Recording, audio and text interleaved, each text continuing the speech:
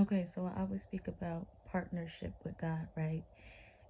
And as I'm reading or whatever, I was reading about the husbandman, right? And God gave me an example on how partnership, giving you an example of partnership, because I hear a lot of people say that what's for you can't miss you. And I kind of want to challenge that, because what's for you can miss you if you don't do your part. Because if you read the Bible, you know it's a lot of if, ands, buts, when, which means this offer that in the scriptures, the offer of the law is conjunctive to what it is you're going to do. So what he gave me was the husband, right? Husbandmen, and we're the farmers. He provides us with seed. He provides us with the types of soils, and that's depending on you to be able to work your soil. He gives you the seeds to plant. He makes sure the rain is coming so that you can be able to water your seed, and then he gives increase. So when you start to look at it that way, it's two people that needs to do their job in order for the increase, right? God cannot choose your soil for you, which is your heart. God cannot choose if you plant the seeds, right? Or what types of seeds that you plant. Only thing God does is water and increase. He gives you what it is that you need to do what he has given you. And if you choose not to, that don't mean that he don't bring the increase. He can't bless the work of your hands because you have nothing there for him to bless, right? So this is where the partnership come in at.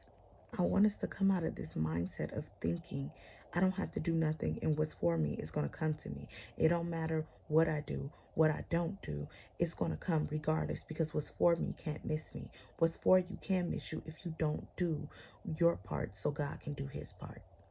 And what is the seed's job? To grow. God can put you in an environment to grow. God can make sure or have you help you to get the right soil, right? He can send people to water the seed that he has planted in you, but it is your job to grow. So when we start to understand that this is a partnership and we got to stop always thinking everything is on God. Yes, certain things are. That's what I'm learning. Yes, very much certain things are, but you got to understand the principles and the laws of the Bible. When you understand that, then you will make sure that you take the necessities that you need to do so God can do his part. Because I always say God will always do his part, but he will never do yours.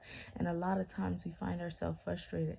A lot of times we find ourselves, mad at God, or feeling like God is not going to bring this promise to pass. But think about the Israelites. They murmured, they complained, and because of that, they couldn't make it into the promised land. So a lot of times it is because of our doing that we're not getting what God promised us. It's not because the promise isn't good, but it's because we're not doing our part, and we're just sitting up looking for Jesus to do all the work.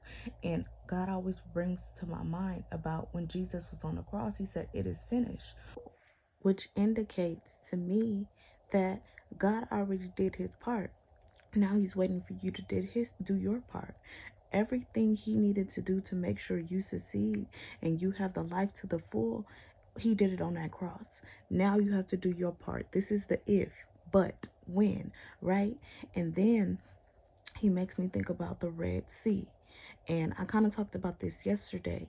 What is in your hand? A lot of times we get caught up on what's physically. God has already put down everything inside of us that we need. When you think about it, God only made one person, Adam. He never went back to the soil. From Adam, we got 6 billion, 7 billion people in the world, which indicates to me God has put down everything and he tucked it. He tucked it. It's scriptures in the Bible that talks about the treasures, right? Going inside. This is the seed. In order for a seed to grow, it has to open. You have to go within. This is why it says, seek first the kingdom of God. Where is the kingdom? Within you. You got to go within. You got to be able to go inside your seed and work your seed. Open your seed up and grow that seed, right? So this is where the work comes in at, because a lot of times we are getting so caught up on labor work. I got to do the work. If you look up the word work in Hebrew or in the Greek, it means to become the person. What is becoming? Growth. Not labor work. Not going outside of you. I gotta go, put this business in front. This and that. No, you need to become. It's by the Spirit. If you seek first the kingdom of righteousness, all other things will be added unto you. Where is the kingdom? Within. So we got to be able to go within and understand that we are a seed and God is the farmer or the husbandman, right?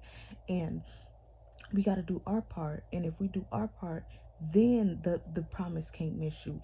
Then you're going to collide right with it. But we can't expect and go off this fairy tale no matter what I do or I don't do.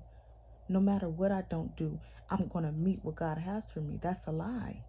It's certain things I believe God will because of his grace and his mercy. But most things, God is looking for you to do your part. So understand partnership.